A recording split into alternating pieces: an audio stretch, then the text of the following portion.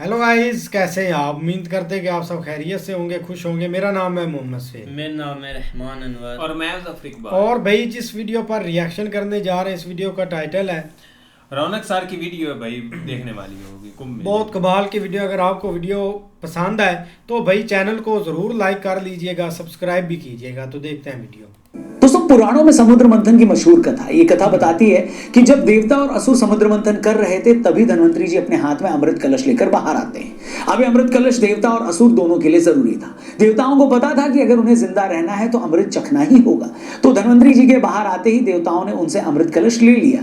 देवताओं से ये कलश छीनने के लिए असुर उनके पीछे भागने लगे। असुरों से बचने के लिए देवता 12 दिन तक भागते रहे। ये 12 दिन देव समय के 12 दिन थे, न कि हमारे समय के।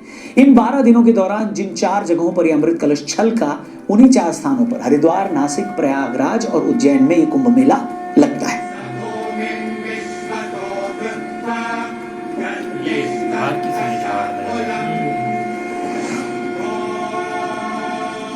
वेल, हम सब कितने लकी हैं कि इस बार जो कुंभ मेला लग रहा है वो 12 कुंभ मेले के बाद लगने वाला महाकुंभ मेला है। मतलब ऐसा महाकुंभ जो 144 साल बाद लग रहा है। और अगला महाकुंभ मेला आज से 144 साल बाद यानी 2169 में आएगा। आप ये दिन देख रहे हैं तो सोचिए, हमसे और आपसे ज्यादा भाग्यशाली और कौन होगा।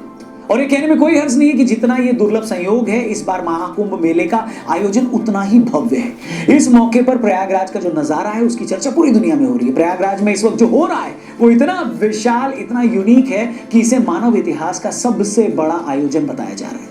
अभी मकर संक्रांति के दिन हुए पहले स्नान में 3.5 करोड़ लोगों ने डुबकी लगाई। मतलब इस दिन प्रयागराज शहर में इतने लोग थे जितना दुनिया के अरबों सालों के इतिहास में किसी एक शहर में एक मौके पर नहीं थे। मतलब जितनी ऑस्ट्रेलिया की कुल आबादी है, उतने लोगों ने तो एक साथ मकर संक्रांति में स्नान कर डाला। क्या आप भी ये बताने की जरूरत है कि ये आयोजन कितना बड़ा और कितना भव्य है?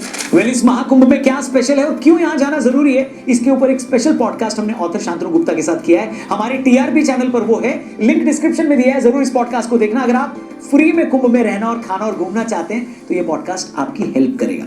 आगे बढ़ते हैं दोस्तों। 45 दिन तक चलने वाले इस महाकुंभ के लिए सरकार ने 7,500 करोड़ रुपए खर्च किए। इस दौरान यहाँ बंदोबस्त ऐसा है कि यूएस से लेकर रशिया और ब्रिटेन से लेकर जापान और अरब देशों की आंखें फटी की फटी रही हैं। उन्हें समझ नहीं आ रहा है कि एक छोटा सा शहर करोड़ों लोगों के लिए ऐसी व्यवस्था कैसे कर सकता है। मतलब जिस भारत देश को कई लोग पिछड़ा मानते थे, उस भारत ने अपने एक शहर में ऐसी व्यवस्था कर दी है जो किसी शहर में ओलंपिक करवाने से बहुत ज्यादा बड़ी है। और पाकिस्तान में तो इस कुंभ को लेकर इतना क्रेज है कि पूछो ही मत।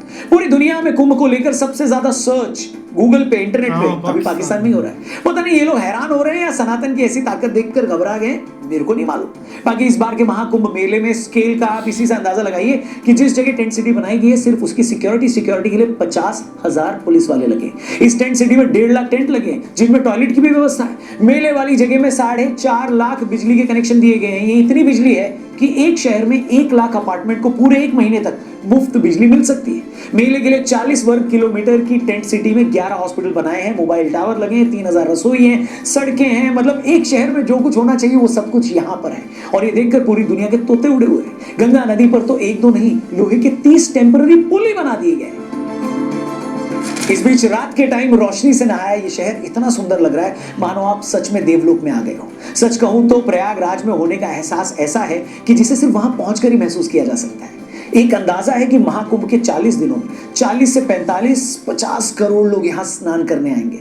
मतलब जितनी अमेरिका और कनाडा की मिलाकर टोटल पॉपुलेशन नहीं है, उतने लोग तो सिर्फ 1.25 महीने में भारत के एक शहर में अमृत स्नान करके चले जाएंगे। मतलब इसी से अंदाजा लगाइए कि सनातन की ताकत क्या है। एक नेता को अपनी रैली में 500 लोग भी बुलवाने पड़ जाए ना तो उसे भी नानी याद आ जाती है। लोगों को 500-500 रुपए देकर भी वहां लाते हैं, तब भी लोग नहीं आते वहां पर। और ये तो मैं बड़े नेताओं की बात कर रहा हूँ, छोटे भैयों की रैली में तो उनके घर वाले भी नहीं आ रहे। और महाकुंभ में दुनिया के अलग अलग कोनों से 40 करोड़ लोग बिना किसी बुलावे के, बिना किसी लालच के, बिना किसी मजबूरी के, सिर्फ और सिर्फ अपनी आस्था और ईश्वर में अपनी श्रद्धा के लिए आ रहे हैं। दोस्तों, ये देश सालों तक विदेशी हमलावरों के जुल्म के बाद आज भी इतनी मजबूती से खड़ा है, तो इसके पीछे सनातन की यही ताकत ही तो है। और भारत क्यों, मैं तो ये देखकर हैरान हूं कि कितने बड़े नंबर्स में विदेशों से लोग महाकुंभ में स्नान करने आ रहे हैं। एक अंदाजा है कि इन 40 दिनों में 15 लाख से ज्यादा लोग विदेशों से पवित्र स्नान करने प्रयागराज आ रहे हैं। स्टीव जॉब्स की पत्नी भी निरंजनी अखाड़े में आई, उनके कल्पवास की खबर आई, उनको निरंजनी अखाड़े की तरफ से कमला नाम दिया गया। उनके साथ ही बहुत सारे लोग भी अमृत स्नान करने आए हैं। दोस्तों, ये बात हैरान नहीं करती आपको? एक तरफ भारत में हमारे ज्यादातर सेलिब्रिटीज को पब्लिकली तिलक लगाने या हिंदू धर्म से जुड़ा रीति रिवाज निभाने में भी हिचक होती है, और दूसरी तरफ देखिए 21वीं सदी के सबसे बड़े जीनियस की वाइफ अमेरिका में अपनी सारी लग्जरी और ऐशो आराम छोड़कर सिर्फ साधना और तपस्या करने भारत आती है, और वो भी 1-2 दिन के लिए नहीं, कोई रस्म अदायगी के लिए नहीं, बल्कि पूरे 17 दिनों के लिए। और स्टीव जॉब्स की वाइफ अकेली नहीं है। अगर आप इन दिनों कोई भी टीवी चैनल लगा लें, यूट्यूब पर कुंभ से जुड़ी कोई खबर सर्च कर लें, तो आप ये देखकर हैरान हो जाएंगे कि यार इतने सारे फॉरेनर्स प्रयागराज में डुबकी लगाने आए हैं। स्टीव जॉब्स की वाइफ की तरह जापान की एक बहुत ही बड़ी स्पिरिचुअल लीडर हैं योग माया केइको, वो भी स्नान के लिए प्रयागराज आई हैं। वो इससे पहले भी कुंभ में समाधि ले चुकी हैं, जहां पर उन्होंने 4 दिनों तक बिना कुछ खाए पिए ध्यान किया था। आपको ये जानकर हैरानी होगी कि योग माया केइको अकेली विदेशी महिला महामंडलेश्वर हैं। खुद मोदी जी भी उनकी तारीफ कर चुके हैं।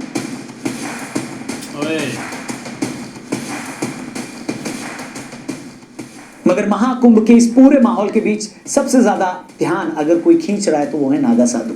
कहने में कोई हर्ज नहीं है कि नागा साधु आज भी इस देश में करोड़ों लोगों के लिए एक मिस्ट्री है। लोगों को नहीं पता कि ये लोग सिर्फ कुंभ के टाइम में क्यों दिखते हैं। लोगों को ये नहीं पता कि ये लोग कुंभ से पहले कहां होते हैं और फिर कुंभ के बाद कहां चले जाते हैं। तो आइए आपको नागा साधुओं से जुड़ा एक एक फैक्ट भी यहां बता देते हैं।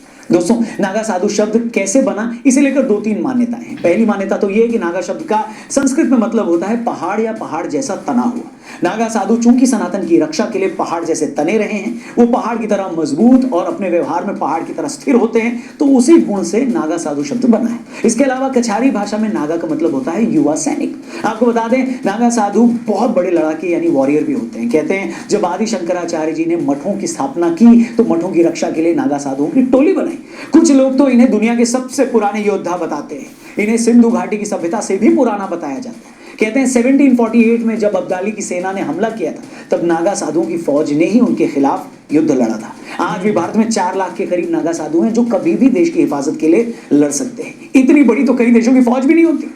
भारत में 13 अखाड़े हैं दोस्तों, जहां जाकर 18 साल से ऊपर का कोई भी शख्स नागा साधु बन सकता है, मगर उसे 6 महीने की कठिन तपस्या और परीक्षा देनी पड़ती है। वो अपने तन पर सिर्फ गेरुआ वस्त्र ही धारण कर सकते हैं। अपने शरीर पर वो भस्म रगड़ते हैं, लगाते हैं। भस्म इस बात का प्रतीक होता है कि हमने भी इस राख की तरह खुद को खत्म कर लिया है, हमने मृत्यु को जीत लिया है। एक नागा साधु सिर्फ भिक्षा मांगकर ही भोजन प्राप्त कर सकता है। एक दिन में भी वो सिर्फ 7 जगहों से भिक्षा मांग सकता है। अगर 7 जगह भिक्षा मांगने पर भी उसे भोजन न मिले तो उन्हें भूखा ही सोना पड़ता है। आपने एक चीज नोट की होगी दोस्तों कि प्रयागराज जहां गंगा जी के किनारे इस वक्त इतनी भीषण ठंड है, वहीं ये नागा साधु बिना किसी वस्त्र के बड़े आराम से अपनी मस्ती में रहते हैं। दरअसल सालों की साधना के बाद ये खुद को ऐसा बना लेते हैं कि किसी भी तरह के मौसम का इन पर कोई असर नहीं पड़ता। ये इस हद तक शरीर को जीत लेते हैं कि अपने शरीर के साथ कुछ भी कर सकते हैं। आप और हम अगर कुछ सेकंड के लिए भी हाथ लगातार ऊपर उठाकर रखें तो शायद थक जाएं, मगर कई ऐसे नागा साधु हैं जो हठ योग से कई सालों से अपना एक हाथ ऊपर उठाकर तपस्या कर रहे हैं। अब लोग ये भी सवाल पूछते हैं कि नागा साधु अक्सर कुंभ पर ही क्यों दिखते हैं, इससे पहले और बाद में कहां चले जाते हैं। तो इसका सीधा सा जवाब ये है कि ये लोग बहुत ही कठोर तप करते हैं, हमेशा साधना में लीन रहते हैं। इसके लिए अक्सर पहाड़ों में भी वीरान जगह पर चले जाते हैं, जहां इनकी तपस्या में किसी तरह की रुकावट ना हो। लेकिन जैसे ही कुंभ लगता है, ये लोग समाज तक अपना संदेश पहुंचाने के लिए वापस आ जाते हैं। आज प्रयागराज में अलग अलग अखाड़ों में जो आप इतने नागा साधु देख रहे हैं, वो सब इसी मकसद से यहाँ आए हैं और कुंभ के समापन पर फिर चले जाएंगे। नागा साधु के साथ इतना रहस्य जुड़ा हुआ है कि अगर मैं यहाँ उनके बारे में आधा घंटा और वर्णन करूं तब भी उनकी शख्सियत आप तक पहुंचा नहीं पाऊंगा। इसे समझने के लिए आपको उनके साक्षात दर्शन करने होंगे। अभी इसी महाकुंभ में IIT बॉम्बे से ग्रेजुएट अभय सिंह जी को जब लोगों ने साधु के तौर पर देखा तो हैरान हो गए लोग। बहुत सारे लोगों को ये समझ में नहीं आ रहा है कि भारत के सबसे बड़े संस्थान से पढ़ा आदमी जो बड़ी आसानी से आज कहीं पर करोड़ों का पैकेज पा रहा होता, वो ये सब छोड़कर साधु कैसे बन गया। लेकिन जैसा कि अभय सिंह जी ने खुद बताया कि जब आप सच जानने निकलते हैं तो आपको पता लगता है कि ईश्वर से बड़ा तो कोई सच है ही नहीं। वीडियो के आखिरी हिस्से में मैं एक बात का जिक्र जरूर करना चाहूंगा। भारत में ऐसे होशियारों की कमी नहीं है दोस्तों, जो हिंदुओं के हर ऐसे धार्मिक आयोजन पर यह सवाल पूछना नहीं भूलते कि इतना खर्चा करने की क्या जरूरत थी, इतने में तो इतने अस्पताल बन जाते। तो जो भी लोग इस कुंभ पर हो रहे खर्चे को लेकर फिक्रमंद हैं, उनको मैं ये भी बता दूं कि इस महाकुंभ पर अगर सरकार के 7,500 करोड़ रुपए खर्च हो रहे हैं तो उसे सिर्फ 40 दिनों में 25,000 करोड़ से ज्यादा की कमाई भी होगी। इस दौरान अलग अलग लोग 2 से 3 लाख करोड़ रुपए की ट्रांजैक्शन करेंगे, ऐसा बताया जा रहा है। 6 लाख लोगों को रोजगार मिलेगा। जो लोग बाहर से आएंगे, सिर्फ उनके होटल और गेस्ट हाउस में रुकने से 40,000 करोड़ का रेवेन्यू जनरेट होगा। खाने पीने का सामान बेचकर 20,000 करोड़ का बिजनेस होगा। सिर्फ धार्मिक किताबों और प्रसाद को बेचने से 20,000 10,000 करोड़ का रेवेन्यू होगा। इसके अलावा ट्रांसपोर्टेशन से लोकल शॉपिंग में भी 10-10 हजार करोड़ तक का बिजनेस जनरेट होगा। मतलब जितनी कई देशों की जीडीपी नहीं है, उससे ज्यादा रेवेन्यू सिर्फ 40 दिन के अंदर महाकुंभ में पैदा होगा। और फिर भी कुछ सयाने ये पूछते हैं कि इतना खर्चा क्यों हो रहा है। अयोध्या में भव्य राम मंदिर बनने से सिर्फ 1 साल के अंदर उस पूरे एरिया में काम धंधा कहां चल गया, ये बताने की जरूरत नहीं है। इसलिए ये बात तो बार बार मत बोला करो कि मंदिर से और ये मेलों से देश को मिलता क्या है। मैं कहता हूं आस्था का तो कोई मोल ही नहीं है दोस्तों, लेकिन आस्था के साथ साथ अगर हम दुनिया भर से टूरिस्ट अपनी तरफ खींच रहे हैं, लाखों लोगों को रोजगार दे रहे हैं, लाखों करोड़ों का रेवेन्यू जनरेट कर रहे हैं, तो हर्ज क्या है। खैर, बाकी मैं इस पवित्र मौके पर पैसे की और बात करके इसकी पवित्रता को कम नहीं करना चाहूंगा, लेकिन इतना जरूर कहूंगा दोस्तों कि अगर आपके लिए पॉसिबल हो जरा सा भी तो इस महाकुंभ में स्नान करने जरूर जाएं। एक ऐसा मौका जो आज से 144 साल पहले आया था और 1 महीने के बाद फिर 144 साल बाद आएगा, उसे मिस नहीं कर सकते आप और हम बहुत भाग्यशाली हैं कि हम ऐसे वक्त में जी रहे हैं जब हमें ये दिन देखने को मिल रहा है। तो इस मौके को बिल्कुल मत गंवाइए। इनफैक्ट कैसे कई लोग फ्री में महाकुंभ में रह सकते हैं, खाना खा सकते हैं और वहां घूम सकते हैं, इस सुविधा का लाभ कैसे उठा सकते हैं, इसके ऊपर एक अमेजिंग पॉडकास्ट आपको देखना बनता है। डिस्क्रिप्शन में लिंक दिया है, पिन कमेंट में लिंक दिया, जाकर उस पॉडकास्ट को जरूर देखिए और इस वीडियो को अपने हर एक दोस्त से जरूर शेयर करिएगा। हाँ, आप कुंभ कब जा रहे हैं और कहां से जाने वाले हैं वो भी कमेंट करके जरूर बताइएगा। तब तक अपना ख्याल रखिए। Thank you for watching. जय गंगे मैया, हर हर महादेव शंभो।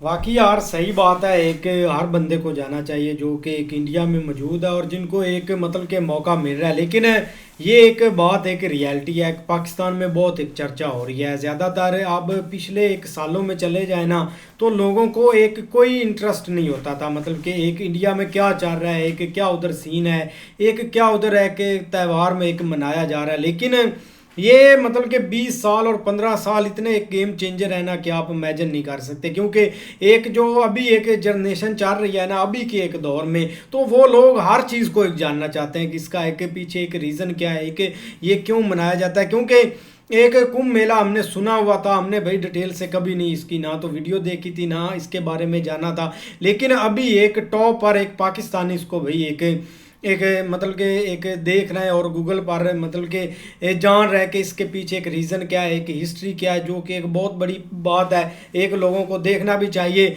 और इसका एक काफ़ी एक चर्चा भी हो रही है। लेकिन एक नागा साधु की भी भाई एक हिस्ट्री थोड़ी सी उन्होंने बताई है, ये बहुत एक कमाल की एक हिस्ट्री है, कभी एक पॉडकास्ट भी देखेंगे आपके साथ। लेकिन उन्होंने एक सेवा मतलब के सेव ज़रूर किया है कि उन्होंने एक वॉरियर आप समझ लेके, हम तो एक देखते हैं कि एक मतलब के कुछ भी नहीं है, लेकिन वो उनके अंदर एक बहुत एक ताकत होती है जो एक बंदा एक मतलब के एक मौत को जीत सकता है, वो हर चीज़ एक कर सकता है। बिल्कुल यार, एक काफ़ी इंटरेस्टिंग टॉपिक था और सर रौनक ने काफ़ी अच्छे से एक्सप्लेन किया है।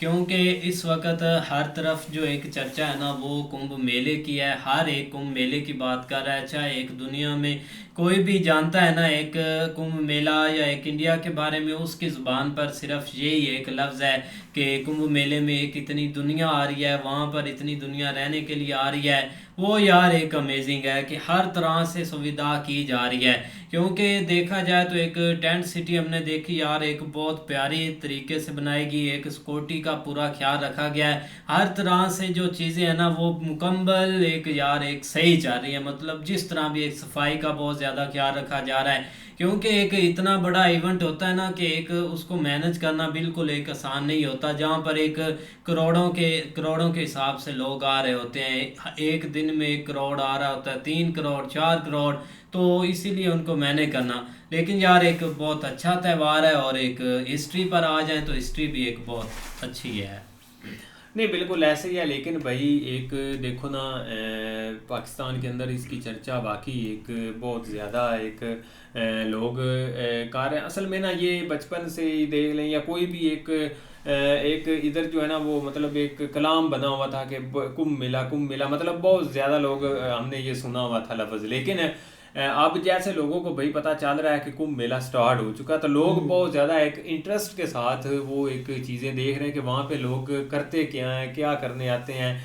खासकर जो भाई एक नागा साधु है ना, एक उनके बारे में लोग काफ़ी ज़्यादा एक जानने की कोशिश कर रहे हैं कि यार ये ओवरऑल अगर हम देखें तो हमें तो नज़र नहीं आता ये इंडिया में, मतलब कोई व्लॉग्स वगैरह देखते हैं या वहाँ पे कोई वीडियोस वगैरह सामने आती तो वहाँ पे, लेकिन ये एकदम इस मेले में कहाँ से आ जाते, तो ये लोगों के अंदर बहुत बड़ा एक सवाल है।